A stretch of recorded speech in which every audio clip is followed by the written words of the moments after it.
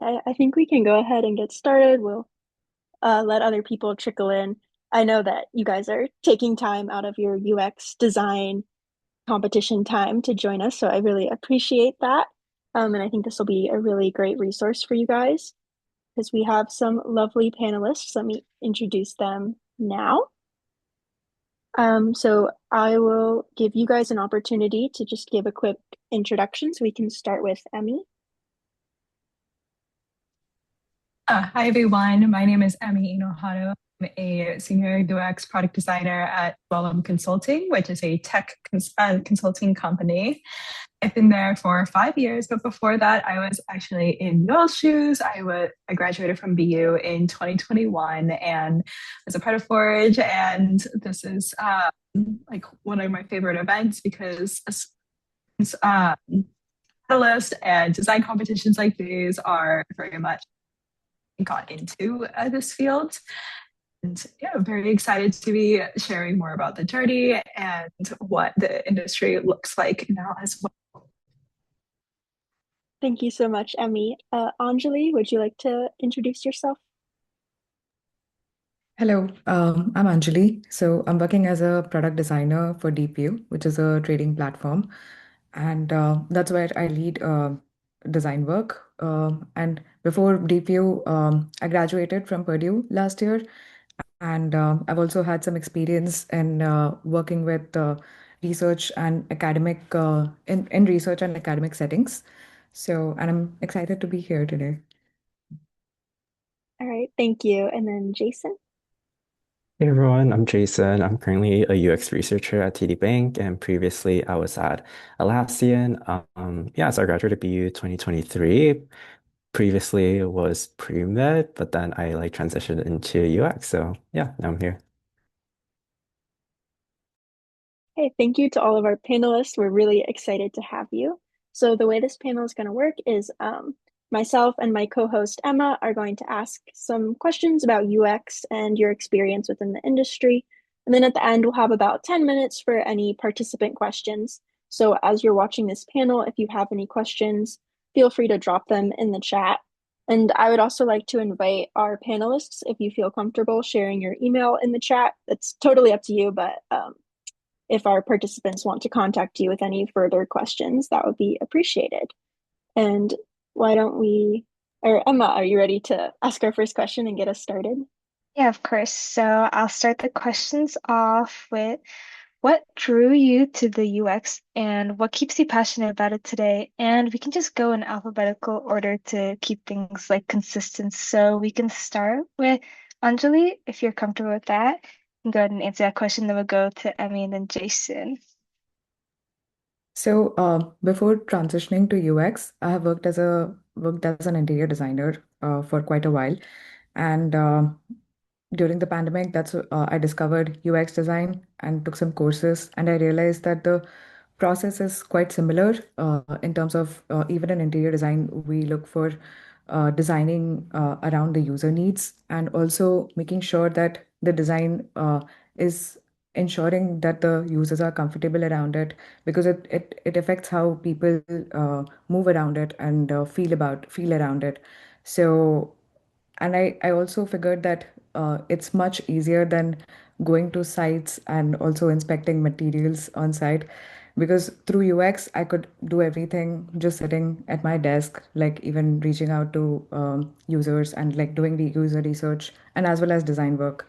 So, and now I enjoy working on problems and making sure that whatever I design is easy to use and intuitive for the users.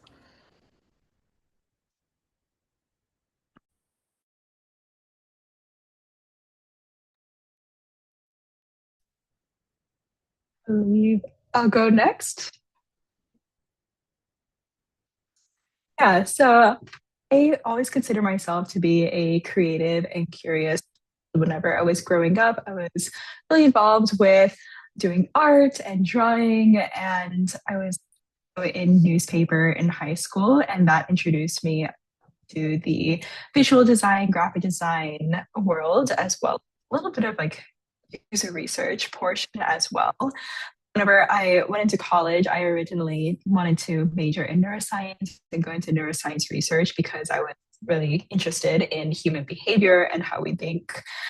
And about a year into college, I knew that I was still doing a lot of self discovery around what I wanted to do. I knew that neuroscience research probably wasn't the best path for me. I was like, I don't want to be cooped up in a lab all day. Really miss using my creative side.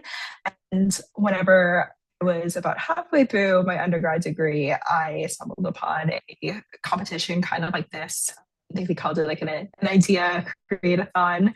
And that was my first introduction to the field. And it was so perfect because it combined everything that I was interested in, human behavior, as well as visual and interaction design, as well as technology and business. I loved listening to all these different business and products podcasts, and it all just like fit together very nicely.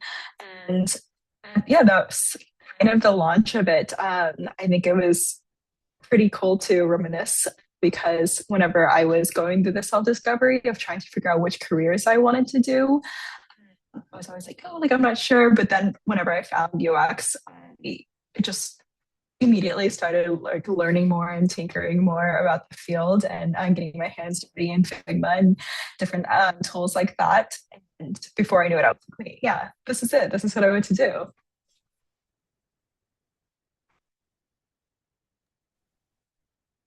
So for me, I started pre-med in college and realized, oh, I don't know if this is something that I wanted to do.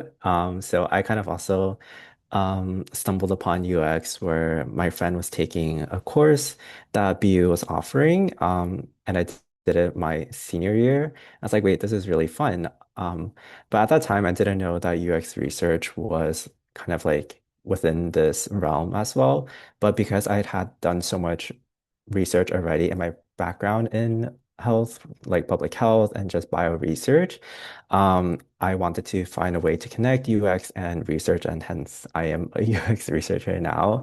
Um, yeah, I really enjoy kind of getting to work with our customers and understanding what they want and how I can help them in a sense of like through technology, like how can I better um, tell like my business partners how we can design things for them. So yeah, I kind of stumbled upon UX accidentally, but it was a good discovery for me. And now I kind of was able to connect my background in healthcare with like this new field in UX.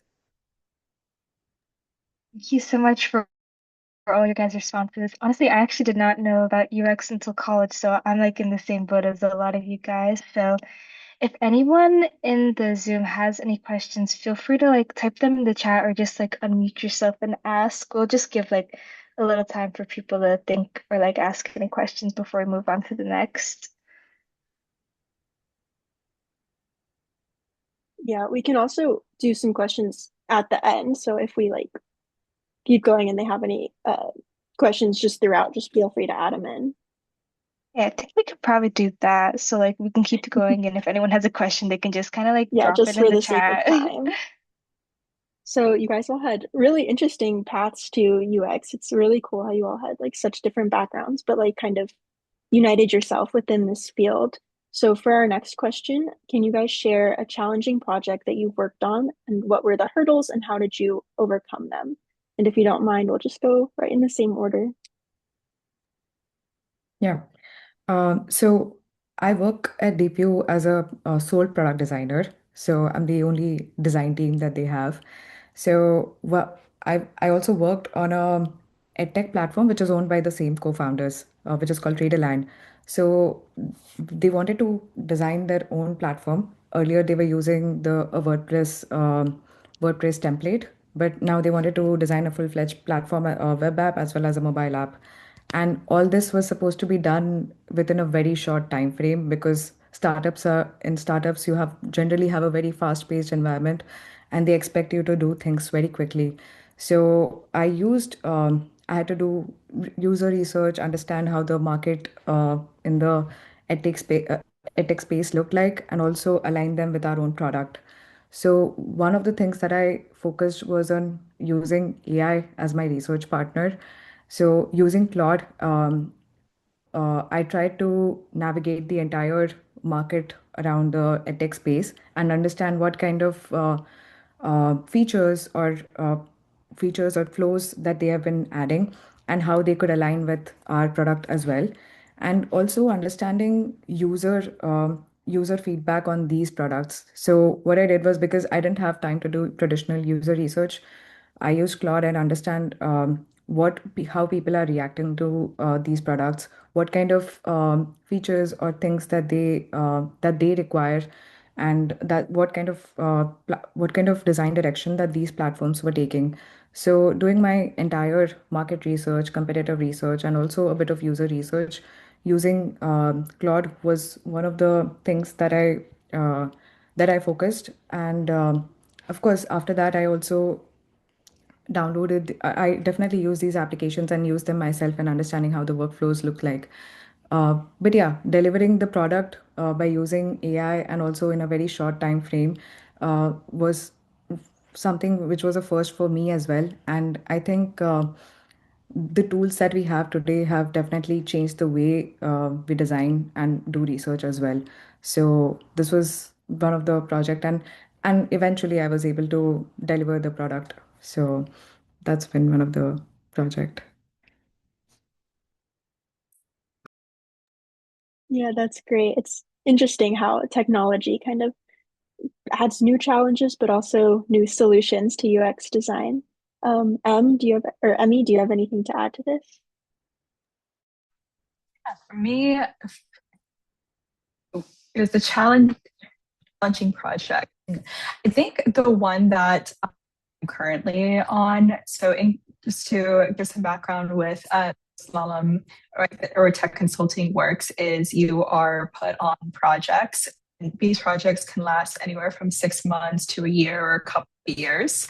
And so I rotated through a fair amount of different industries, from government to finance, education, and I think one of the challenges just like embedded in that is having to gain a quick knowledge base of the industry very fast so you can help the client deliver the right solution.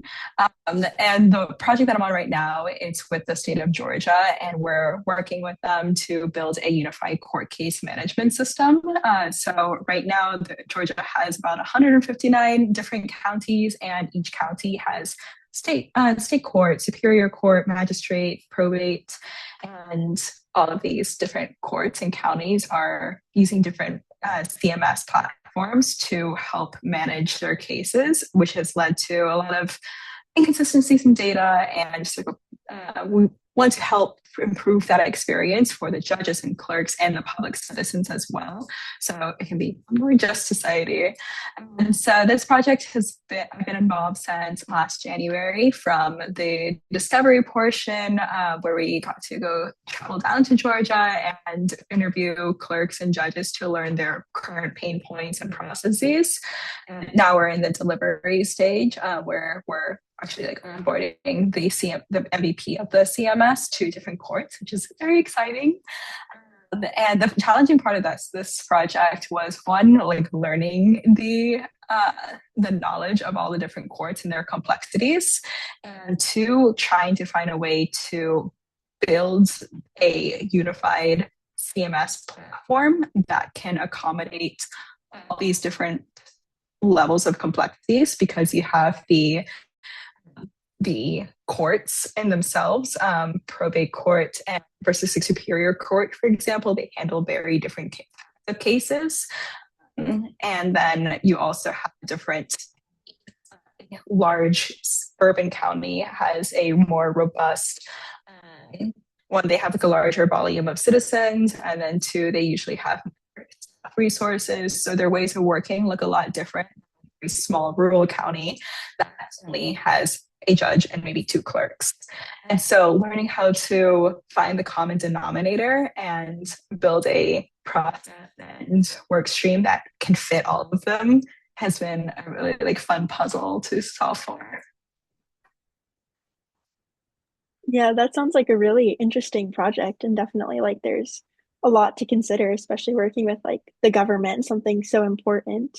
Yeah, I bet you'll do great, and I'm excited to hear about this. Thank you. Thank you. Jason, what would you say that your challenging project is? Yeah, so I would say the project that I'm currently working on would also be my most challenging one. So currently we are trying to rebuild one of our mobile pages by integrating an external API source that would better help our customers with some of their banking tasks. And I think as you guys work more in work more, you'll notice that a lot of the struggles and come from the partners that you work with and kind of the back and forth conversations you have with them of like, oh, like what should be a priority and what shouldn't be a priority because your product managers versus your software engineers and your designers all have different ideas of like what is important and what isn't. And so kind of navigating that conversation is extremely difficult.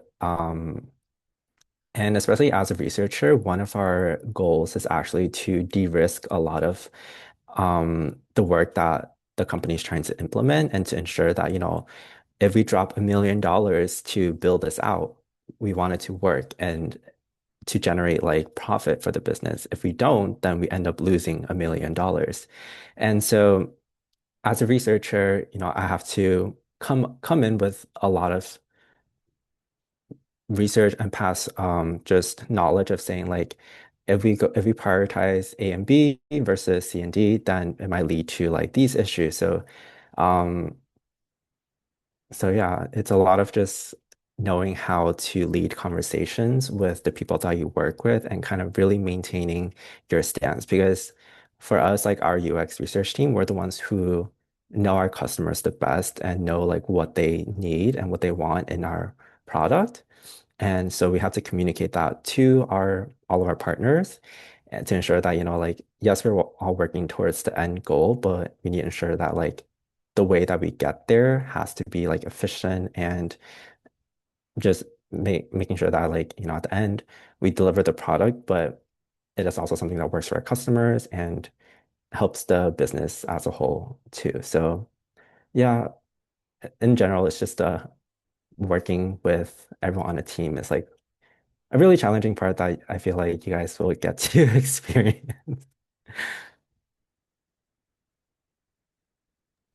Yeah, I think that's definitely a large part of UX and also just design in general.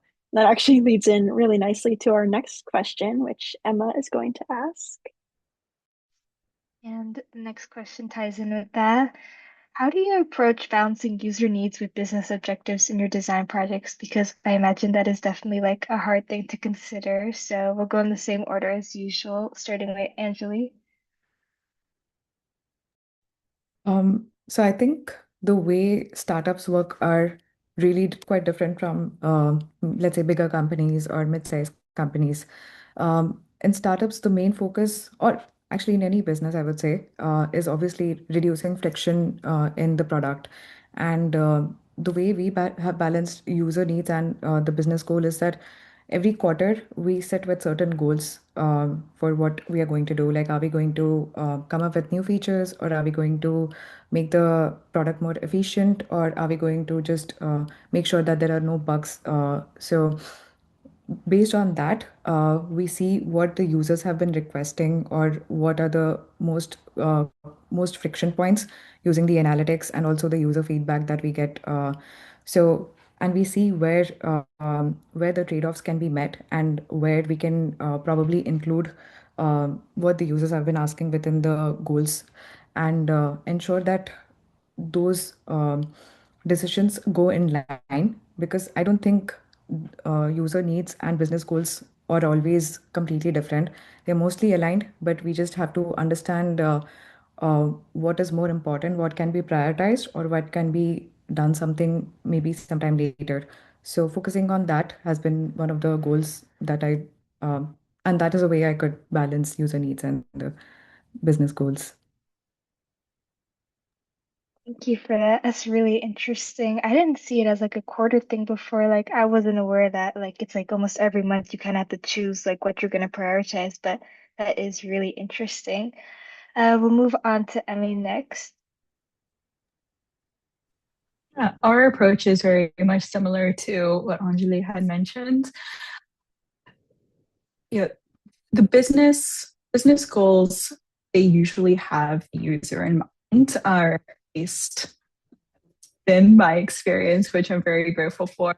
Especially, I feel like now we becoming very people have started to realize the value of user experience design and having a user that is the guiding light per se whenever trying things.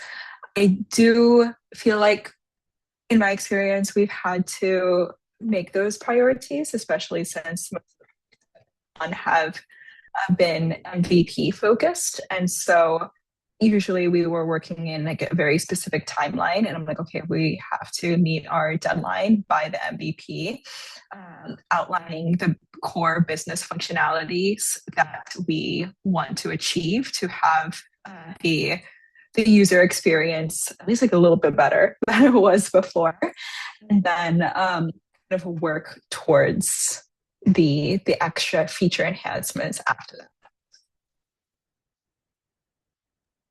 That sounds good. Thank you so much for that. And then we can move on to Jason. Yeah, so very similar to Emmy, we also work in MVPs. So for example, if they give us a project where like, okay, we want to launch this new feature by the end of the year, we don't, like take the entire year to work on it and launch it. We break it up into, depending on the project, there might be MVP 1, 2, 3. Sometimes it goes to 4, just depending on like the scope and the size of like what the project is.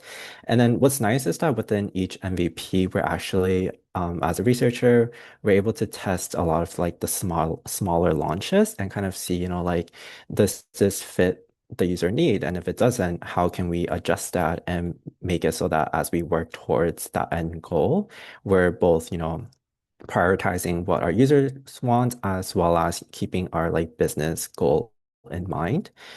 So kind of like that breakdown of work allows us to be more efficient in that sense. Of course, there are times when we it's hard. It sucks to say this. There are times where we do have to make sacrifices because a lot of things that our users might want aren't technically feasible, or we can't, accomplish within the given time frame of launching the feature. But it's important to know like when we have to make sacrifices and when we need to put our foot down and say, hey, like this is a high risk thing. If we launch it, like no one's going to know how to use this, right? So when we do see instances of that occurring, we really have to talk with all of our like business partners and say like we might need to adjust the timelines to account for this. So again, it's just really important to have conversations with everyone that you're working with, and but like the breakdown of your work into like MVPs allows us to have more time to work with our users and to see how we can fit their needs into our product. Thank you so much for that. I did not realize there's like such a like crazy timeline involved in all of this stuff. Like I feel there's always so much work that goes into all of these like user design things that like so many people aren't aware of, but really awesome. And with on to our next question, Lee, if you want to start us off. Yeah, so all of your companies deal with very different like emotional user context. So how does the emotional context of like what your product is impact how you design for it?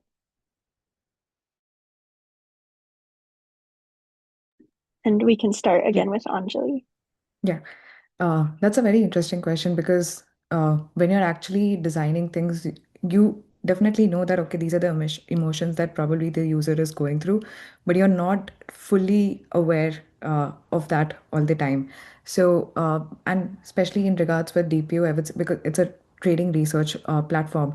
So, I think one of the emotional aspects would be making decisions under pressure, and analyzing what needs to be, because if a stock is doing well, then what needs to be sold, or like if they have to buy any shares. So these are some of the key moments where decision making is really important. And how do I then design around this? So one of my approach has been to focusing on the clarity of the interface and also the hierarchy, because what they see on the screen, they quickly want to glance the information, see the chart and see what's happening. And so I want to make sure that the workflow that they have is more efficient than ever.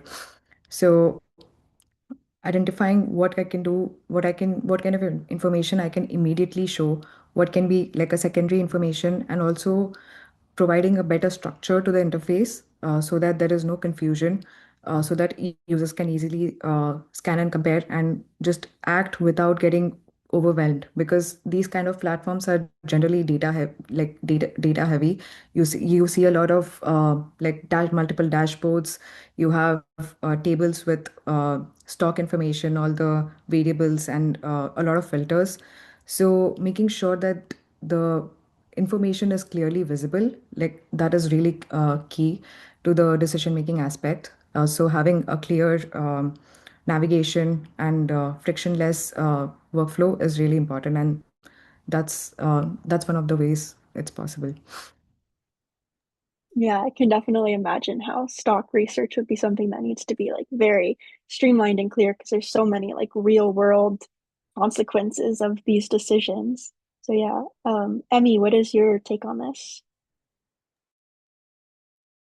Yeah, also echoing what Anjali said, I most of the projects that I've worked on are very workplace efficiency focused. And so thinking about their current or historical experiences, whether that be manual or just antiquated technology, and looking to see how we can even just like improving the UI, making it like less click to get from the this great effect their they do their day-to-day tasks. And I think too, like you mentioned, like the emotional aspect. And I remember there's this one project that I worked on about a year and a half ago, and it was around like health and benefits and employee health and benefits insurance, both on the like provider side and the employee who is receiving those health and benefits side. And we're involved in a few discovery sessions with the client. And I remember he loved Duolingo, and he was like, I want our product to feel like Duolingo, and we can give people like rewards and like make it very fun and get like a mascot. And we loved his enthusiasm, and it was like a very like great idea. But and then we also had to think about, okay, like not everybody is accessing their like health and benefits for like fun purposes, like those like perks where you can use your like that funds for like exercise classes and things like that. Sometimes they're accessing it because they lost a loved one and they need to, or they had a car accident and they need to sort out more of the heavy life policies as well.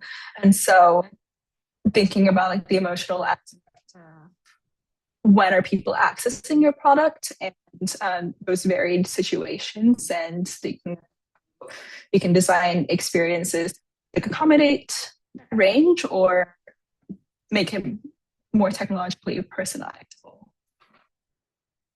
That's interesting. Duolingo for health benefits is such an interesting concept. I can definitely see how like health has such a range of emotions, and it would be definitely a challenge to kind of figure out how to make it fun and streamlined, but still like very sensitive.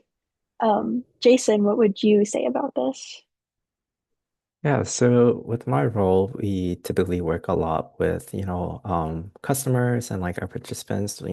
We do so many usability tests, concept evaluations, or just interviews in general. And through those, at times, I can actually see the emotions coming from the participants that I'm speaking with. And there are times, where they might get frustrated with while they're using one of our products, or like when we have a test flow that we want them to complete, like if it's not working properly, like some of them actually get frustrated and they're like, if I have like a big bill that I need to pay tomorrow and this, flow isn't working properly, I'm going to get stressed. I wouldn't know how I can like pay that on time. And so it's really interesting that, I get to like see that firsthand, and I kind of I'm able to share those like sentiments with our broader team to say like, hey, like, oh, if we don't fix this in time, like this is what might happen to our participants. They're going to get like feel really frustrated. They might get like scared and through those, like I'm kind of able to push for certain designs and like push our team to like go in certain directions for our features. So yeah. Yeah, I can definitely relate to being frustrated with my bank. So it's great that you're taking that into account. Um, as someone who uses a bank, I appreciate that. And then Emma, would you like to do our next question? Yeah, so the next question is, how do you stay updated with the latest advancements and best practices in design? And same order as usual.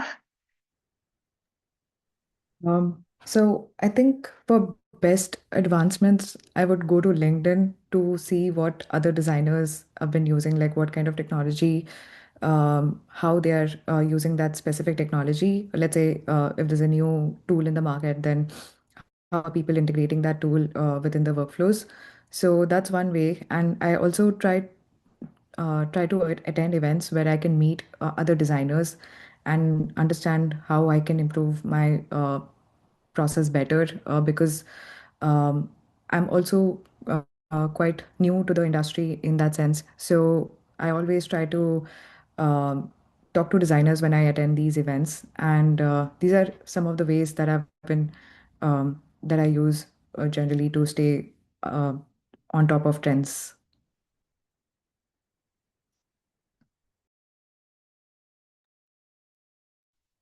The world is changing so fast nowadays. Sometimes it's very difficult to keep up. Yeah, I just wake up and every day there's a new technological advancement, which is very exciting, but also can be very overwhelming. The few ways that I try to keep up with everything is there are two main podcasts that I listen to. One Dive Club, which is hosted by Rin, and he interviews designers and head of designs from various different companies just to dig into their workflow, the process, and also where they think the design is happening and their pieces of advice. And there's another one called Lenny's podcast. Lenny's podcast is more product management focused, but I also love listening to product managers and designers. We work together hand in hand. And so I love hearing the business perspective as well and how it can help fuel and prioritize my own design decisions and direction. And so love listening to those podcasts. Lenny's also has a newsletter, and I highly recommend following these folks on LinkedIn as well. So if you don't get the chance to listen to the full podcast, you can like read a little bit as well. And as much as I don't love going on LinkedIn all the time, I do feel like there are a lot of great resources on there.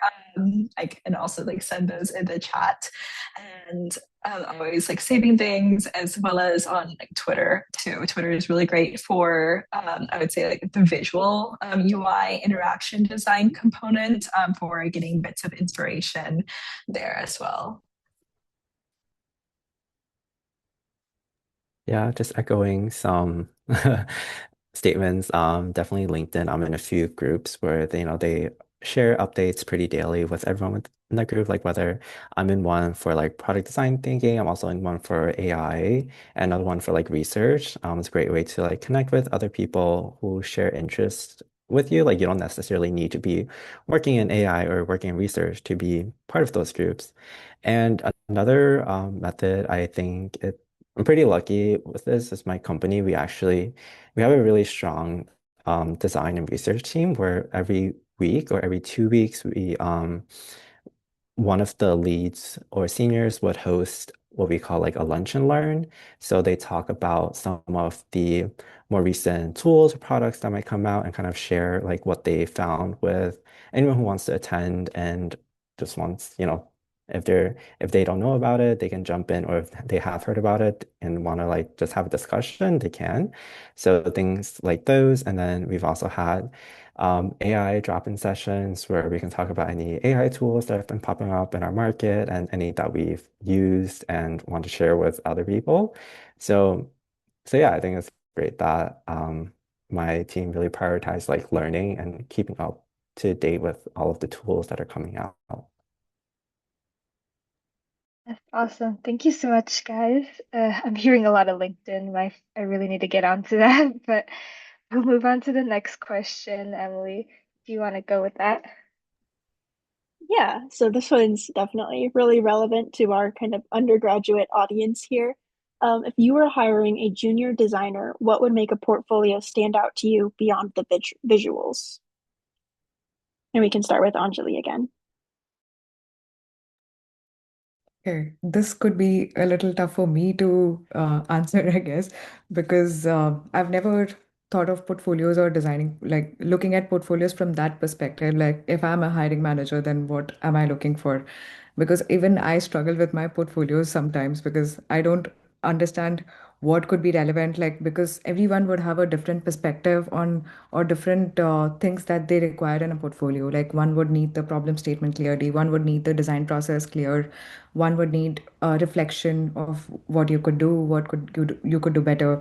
So there's definitely no one portfolio fits all, like it will satisfy everyone. Like, there's it will never happen. But I think one of the things that even I'm doing with my portfolio is framing the problem correctly, having the clear problem statement, and then what my solution, how my solution is helping that problem, so solving that problem. And also, I'm not trying to show the entire design process because then that makes the case studies bigger. And I think whenever a hiring manager or a recruiter is looking at the portfolio, they don't spend a lot of time on it. So making sure that the relevant information is already on top with the problem solution and the impact that the solution that you designed had. So these are some of the key things that I would probably look at, and I also practice that in my portfolio as well. And then also working on the reflection, like this is something that I intend to add, like what I could do differently or how I would approach that problem now with all the resources and everything I know. Yeah, that is true. I feel like every company looks for completely different things. I feel like every time I make my portfolio and I think it's perfect, a few months later, I'm like, oh my gosh, I have to redo it. So I definitely, it's good hearing people's advice, for me personally, and I'm sure for everyone else. Emmy, what do you have to say about this?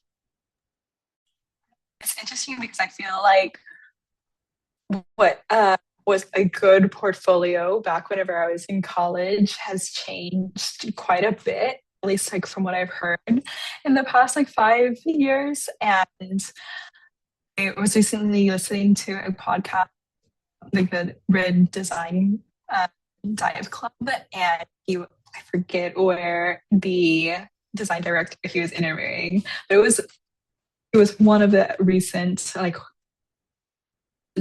but the interviewer was saying that he actually, because one of the most common advices that you hear about design portfolios is to have well thought out, well written case studies, which is definitely what I heard as well. They were like, just don't just focus solely on the visuals. We want to hear your and see your design process, which I think is very much still true. I think what's changed a little bit is if y'all are familiar with the like double design or the double diamond design process about going from ideation and these very like linear steps from idea to discovery to like user research and problem solving and prototyping. I think that linearity has shifted a little bit. And so people don't always want to just see that cookie cutter process because in the real world, it doesn't always work like that. I think they're more so looking for that storytelling, which is a asset that I think we are seeing across different industries as well. How well can you articulate the problem and the solution and what your product is eventually trying to market as well? And so, like that storytelling piece, like Anjali had mentioned, having that problem and like how you solved it up in front and center, and also looking at how did you contribute to the project? I know sometimes we tend to say things in a we as a team, but hiring managers really want to know what how you contributed specifically and made certain decisions that helped in the long run.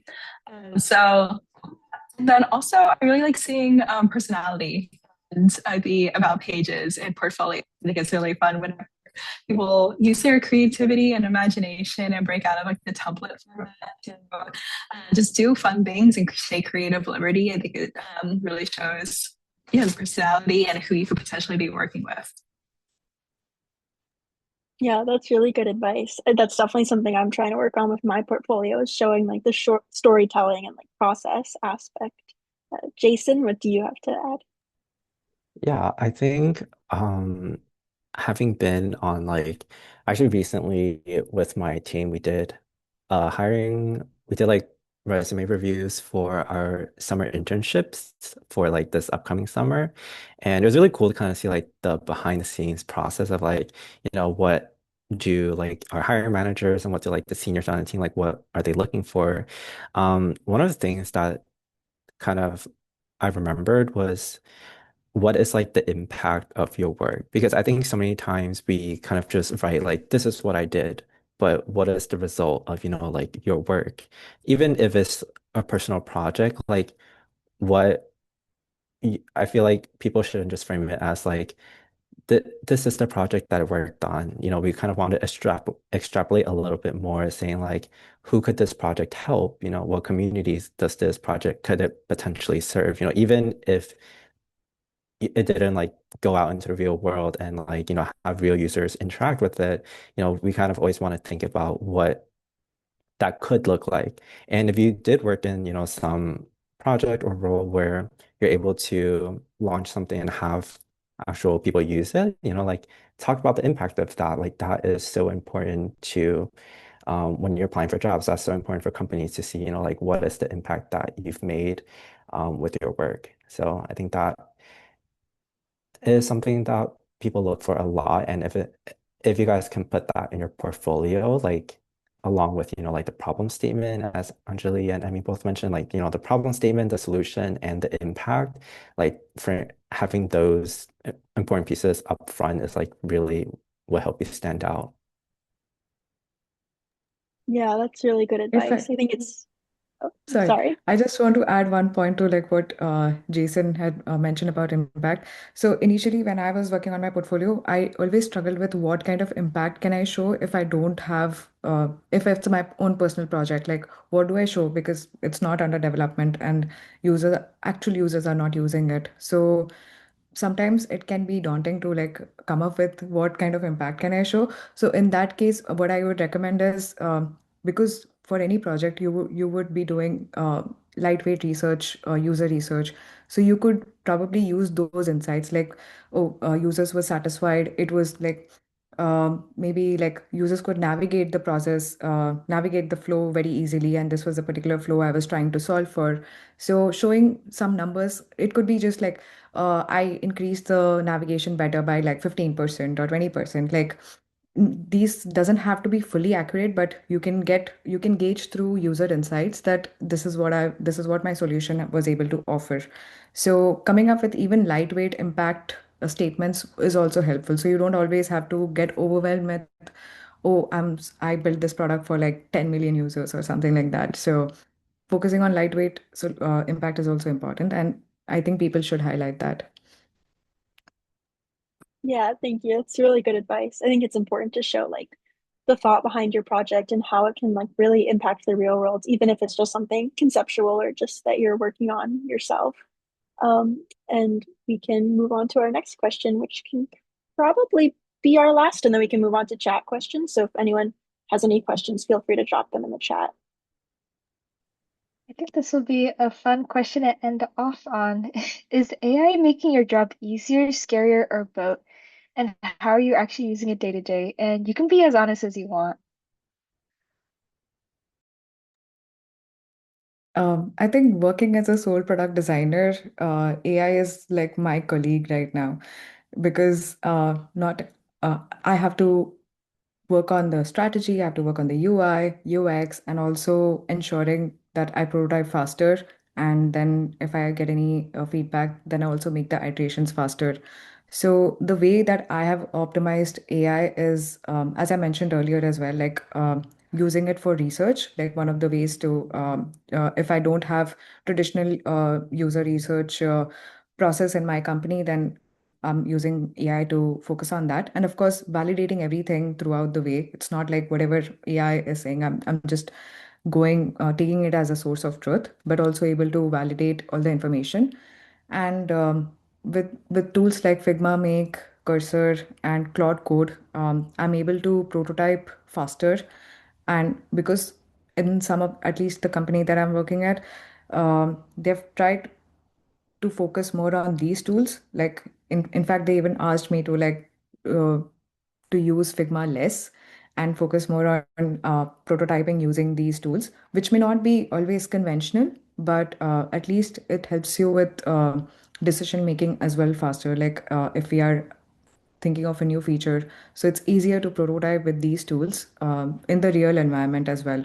So that's been one of the way. And I also have created gpts and chat gpt, like, or like you are like a senior designer who's advising me on this, so I keep sharing my screens and also get some feedback, like what I can improve within that, or if I'm confused about any workflow or anything, then I try to find research about it online using AI. So I think, especially at startups, AI is like really taking over in a way that not exactly replacing the designers, but it is really expected that the designers are integrating it in their workflows efficiently, like, and more with intent. So yeah, that's been my experience with AI so far.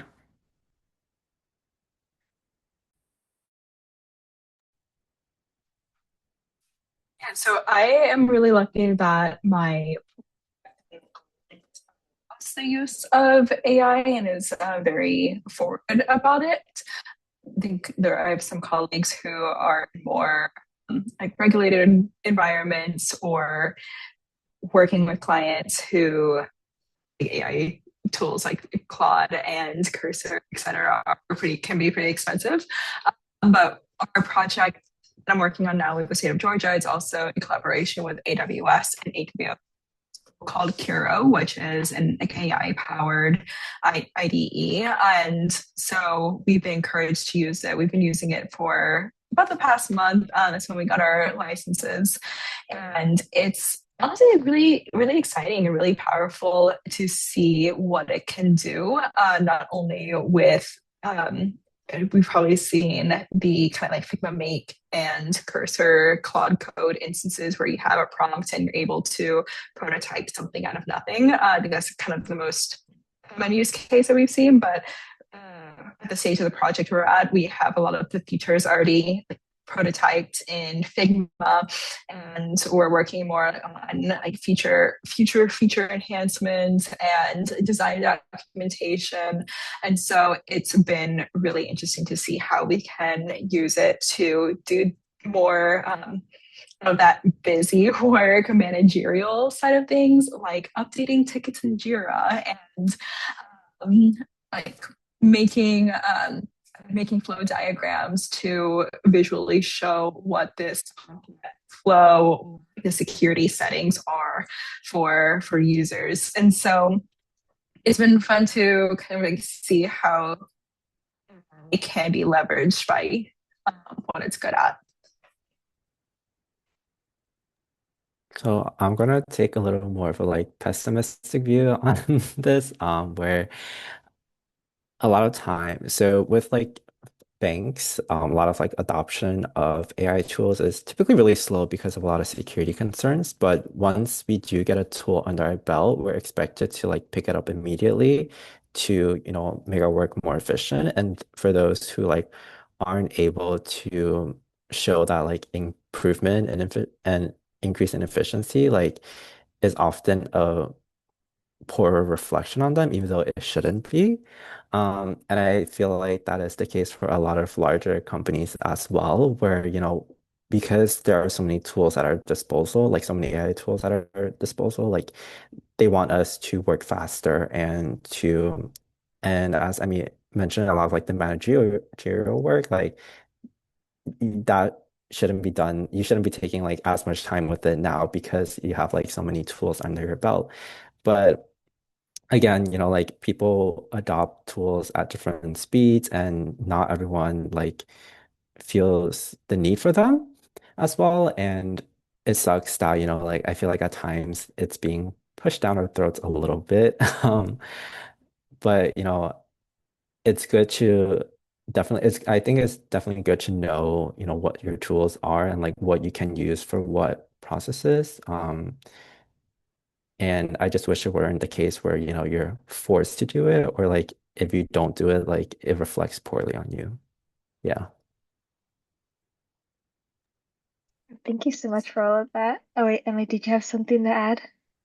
Yeah, I just wanted to add on what Jason said. I think the pressure to adopt very fastly is high, especially with like what you hear about like how oh, AI can like take off all this load, and so to adopt fast, like, especially like, I think like your the speed at which they'll get that final product is by like time, when really that's not the case because you need time to learn how to use the tools and adapt to it.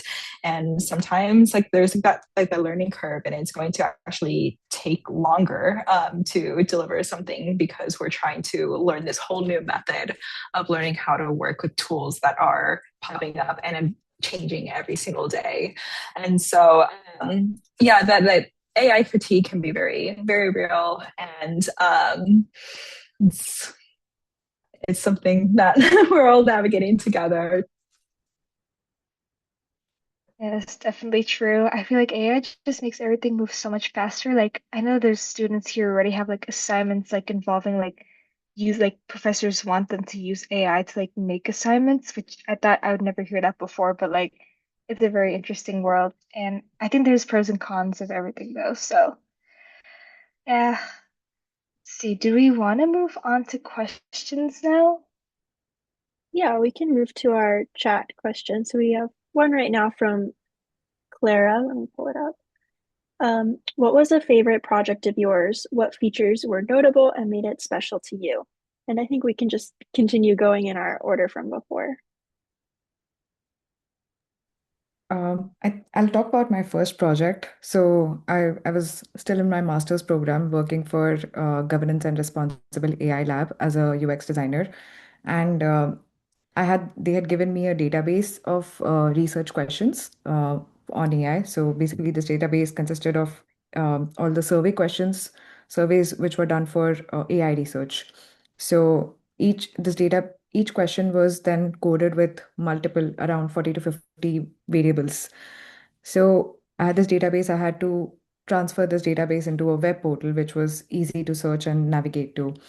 So one of the ways that I went about it was um, interviewing users, which were researchers and journalists, and understanding what key aspects of the question would be more important. So, understanding which variables would be more important.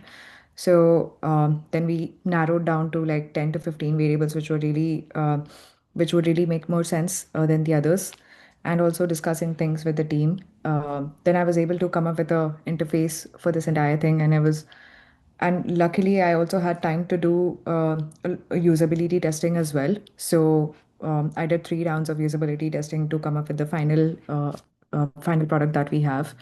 So this was one of my first projects as a solo designer, and also where I was able to take my time with user research and also testing, which is really important in products, even though I'm not doing that now anymore because of the startup demands. But I really miss that. And I think that's one of my favorite projects.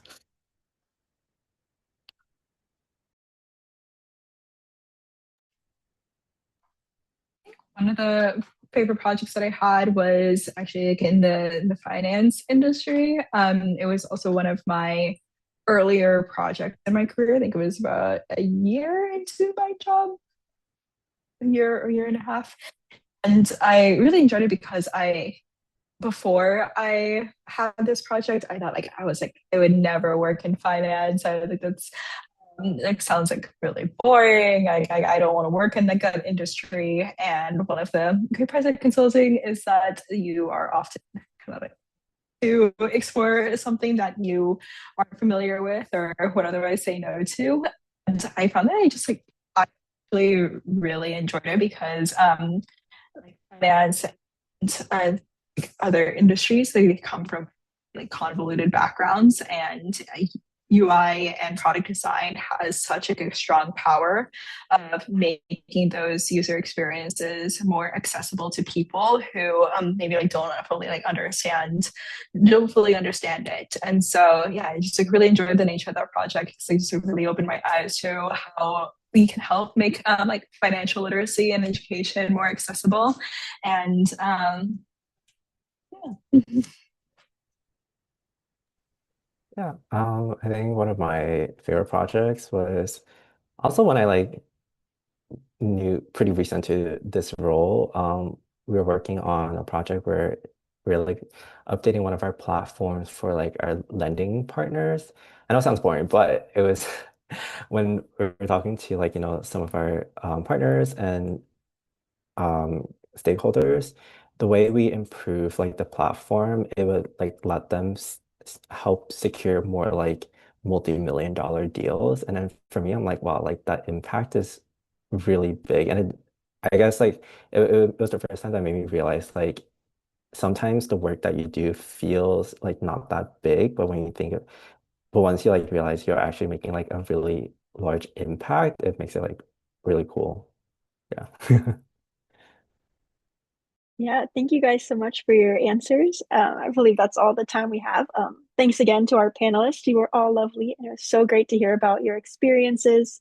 And thank you to all of our participants for coming, and good luck with your Catalyst Challenge.